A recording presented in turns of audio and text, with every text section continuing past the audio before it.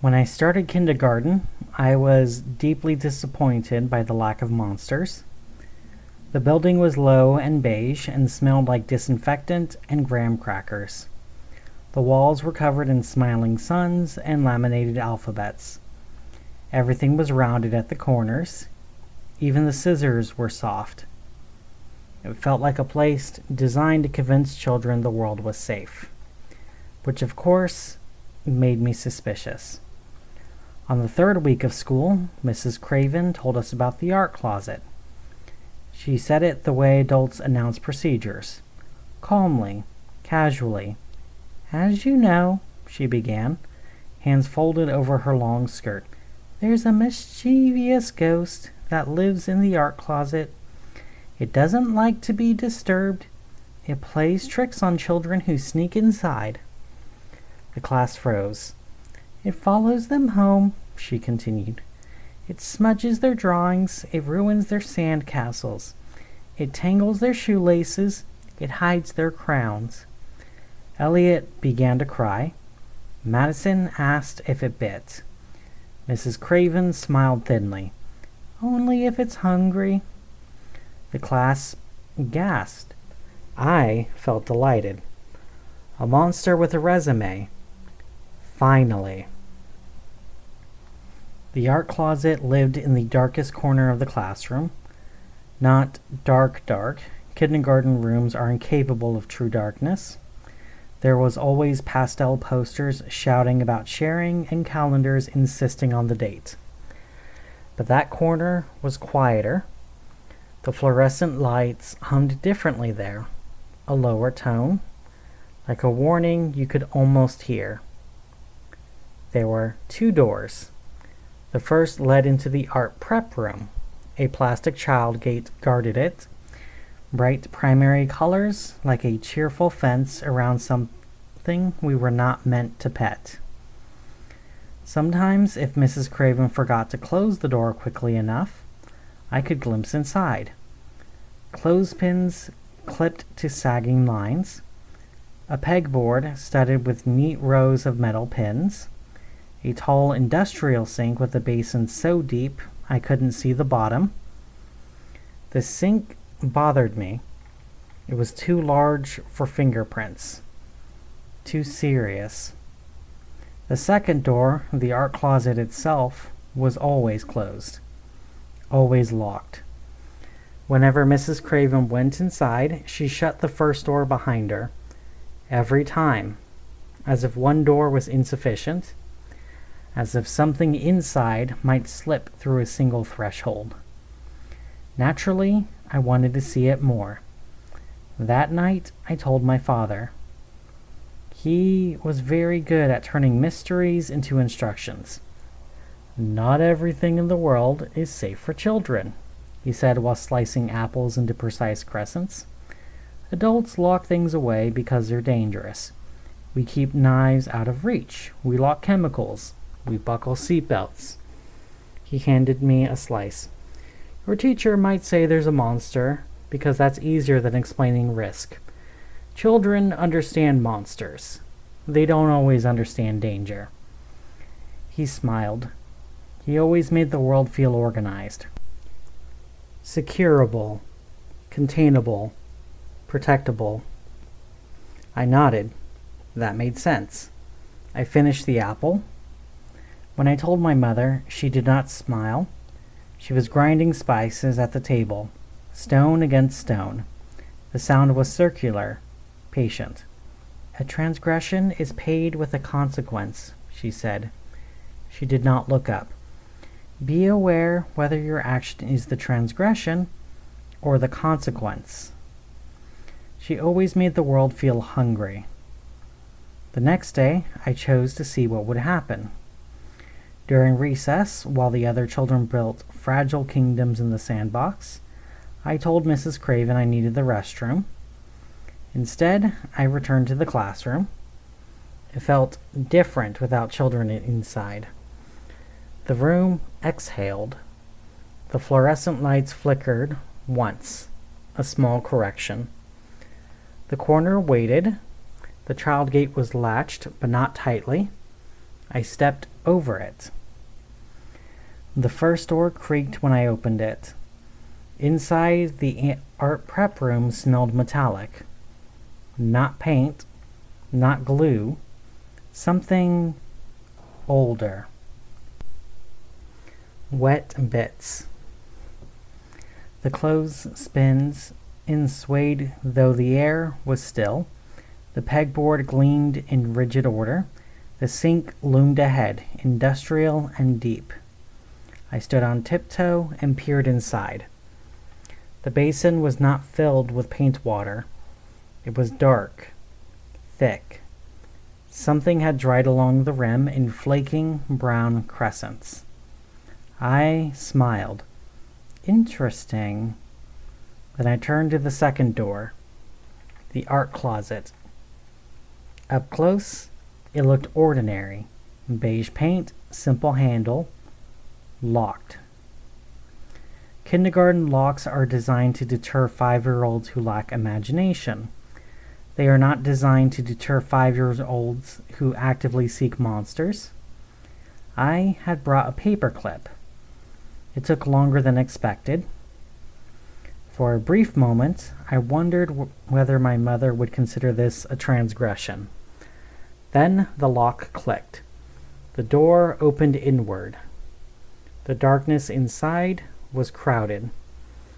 Canvas leaned against canvas, boxes stacked too high, shelves bowed under jars of brushes soaking in cloudy liquid. But beneath the tempera and dust, there was something else. A sweetness, faint, overripe. And then I heard it. A giggle. Not playful, not childish. A sound like something practicing laughter from memory. The door shut behind me. I did not close it. It shut itself. The air shifted. The shelves creaked. One canvas slid forward and fell flat on the floor. It showed a family portrait, stick figures holding hands under a sun. The hands had been smeared into red streaks, the faces blurred into featureless ovals. Another giggle. Something brushed the back of my knee. Cold. Testing. The sweetness thickened. I turned. In the far corner, something crouched. It was made of accumulation. Color scraped from hundreds of children's paintings.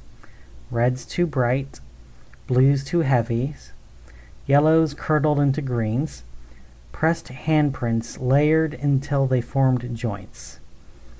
It unfolded from the corner slowly, like paint peeling from damp walls. 2 thumbprints blinked where eyes should be. It tilted its head. It did not lunge. It leaned toward me. I felt something inside my chest shift. Not fear, recognition. It reached for my face. Its fingers left streaks of red and blue on my skin. Cold, sticky. And when its hand hovered near my mouth, I opened it. Not to bite, to breathe. The sweetness poured in, chalky, acrid, like sugar stirred into old coins. The creature shuddered, not in pain, in relief. It pressed closer, smearing across my shoulders, flattening itself against me like a damp shawl. It did not want to be consumed. It wanted to be carried. "You're lonely," I whispered. Its thumbprint eyes widened. "Yes." The door opened. Mrs. Craven stood there. She looked at me, then slightly above my shoulder. She saw enough. "Oh," she said quietly. "You found it." "It followed me," I corrected. Her gaze sharpened. "Did you finish it?" she asked. "No." "Why?" "It didn't want to go." Silence stretched. The jars of brushes ticked softly. Mrs. Craven nodded once. "Wash up," she said, "and if it starts to spoil—" She did not finish the sentence. The sink water ran rust-colored before clearing. The walk home felt different. The creature clung to me, smaller now, more defined. It slipped once, skittering along the pavement in streaks of drying paint, before crawling back up my leg. When I reached the front door, my father opened it before I knocked. He looked at me, then slightly to the left of me, then slightly above my shoulder. "What did you bring home?" he asked gently. "It's a ghost," I said. "From the art closet." He crouched. "Is it yours?" "It was left over," I said carefully. Behind him, my mother appeared. She inhaled once. Sharp, assessing. The lights flickered. "You didn't finish it," she said. "No." "Why?" "It was lonely." She stepped forward and pressed her palm against my chest. The creature writhed beneath her touch, then stilled. "You may keep it," she said at last. My father straightened. "We don't know what it feeds on." "Yes," my mother replied softly. "We do." Her eyes held mine. "Small things first. Tricks and inconveniences." The creature pulsed faintly. "But if you let it grow," she continued, "it will hunger for what made it." The house felt very quiet. "Does it sit at the table?" I asked excitedly. "No," my father said firmly. That night, it slept at the foot of my bed. By morning, faint streaks of red and blue marked the sheets. They did not wash out completely. And the next day at school, no one's drawings were smudged. Home, sweet home. The first afternoon the house misbehaved. My father did not raise his voice. He adjusted. And when I came home from school, the front door was unlocked.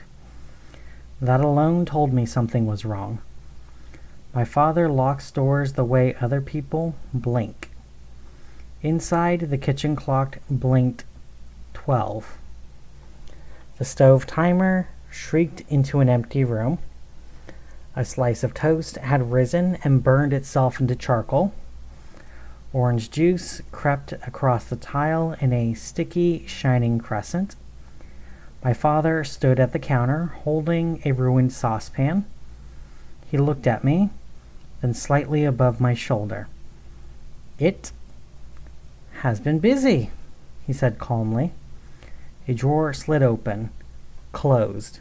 The refrigerator door nudged itself an inch outward. The air shimmered faintly near the ceiling, thicker than steam, thumbprint eyes blinking slow and pleased. "It was hungry," I said. "Yes," he replied, "and you were not here." The cabinet door rattled harder. "Observe," he said. He did not address the ghost. He addressed me. "The rice burned because I corrected the salt." He pointed to the pan. "The toast burned because I corrected the rice." He gestured to the toaster. "The pattern is escalation." A spoon lifted slightly from the counter and fell. Clink. "It feeds on interruption," he continued, "on irritation, on small fractures in order." The ghost pulsed faintly, satisfied. "You must not let it choose its own portion," he said. How? I asked. Another cabinet door snapped shut. By feeding it deliberately. He crouched beside me on the kitchen floor. The tile was sticky beneath our knees. Close your eyes, he said. I did. What is strongest? He asked. I inhaled carefully. Burnt sugar, soured milk, his contained frustration, thin but sharp. The burnt toast, I said. Good. Take only that. The air shimmered downward. The ghost drifted closer. Not lunging, waiting. Do not open your mouth yet, my father said quietly. First, name it. Burnt, I whispered. The ghost flickered. Now. I inhaled the scorch, the brittle annoyance. Nothing else. The smell thinned immediately. The toast remained. The cabinet doors stilled. The ghost shrank slightly. Its colors tightened. Again, he said. We moved to the rice. Not the pan, not the stove, only the irritation. Measured, smalled. The ghost trembled with each portion, then steadied. Structure, my father said softly, is not the absence of disruption. He picked up a shard of broken glass and placed it carefully into a metal bowl. It is the management of it. The next afternoon was worse. The laundry room flooded. Soap crawled across the tile like low fog. The washing machine thumped in uneven rhythm. My father stood barefoot in the foam, trousers rolled precisely to mid-calf. It has enthusiasm, he observed. The ghost hovered above the machine, bloated and pleased. I felt overwhelmed. It had grown thicker, heavier. I can't take all of it, I said. You are not meant to, he replied. He reached for a towel and handed it to me. We divide it. The ghost flickered uncertainly. He wrung out the towel once. You take the sting, he said. I will correct the water. I closed my eyes. The embarrassment of soaked socks. The irritation of wet cuffs. The inconvenience. I inhaled only that. The washing machines slowed. The lid lowered. My father shut off the valve. Together. The ghost pulsed once, confused, then steadied. See, he said. It does not require spectacle, only portion. By the third day, we practiced. When a glass slipped from the counter, he caught it before it shattered. Not that, he said. Too much. He let it slip from his hands deliberately, not onto tile, but into the sink. A controlled break. The ghost twitched. Now, he nodded. I inhaled the brief jolt of surprise. Nothing more. The ghost's edges sharpened. Less smear, more outline. When toast burned, he did not curse. He reset the timer calmly. Feed it the scorch, he instructed. Not the delay, not the hunger, just the scorch. I did. The smell thinned. The ghost curled neatly along the ceiling, no longer swollen. My mother watched from the doorway. Stone against stone in her bowl. Circular, patient. She did not interfere. But once, when the ghost reached too eagerly for the sharp, crack of a dropped plate, she spoke. Enough. The word landed heavy. The ghost recoiled immediately. It recognized something older than structure.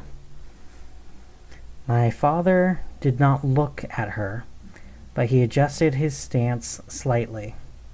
Containment has many forms. By the end of the week, the house was orderly again. Not because the ghost was gone, because it understood. It no longer opened drawers. It waited. When irritation surfaced, it flickered toward me first. Permission. When I nodded, it fed. When I shook my head, it stilled. It had learned portion. It had learned boundary. It had learned that structure stood above appetite. One morning, as I put on my shoes, it hovered near the door. The house had grown too clean, too precise. There were no crumbs left here. My father adjusted my collar. "You are responsible for what you carry," he said. "Yes, sir." The ghost drifted closer to me as I stepped outside. Not because it preferred me, because I knew how much to give and how much to withhold.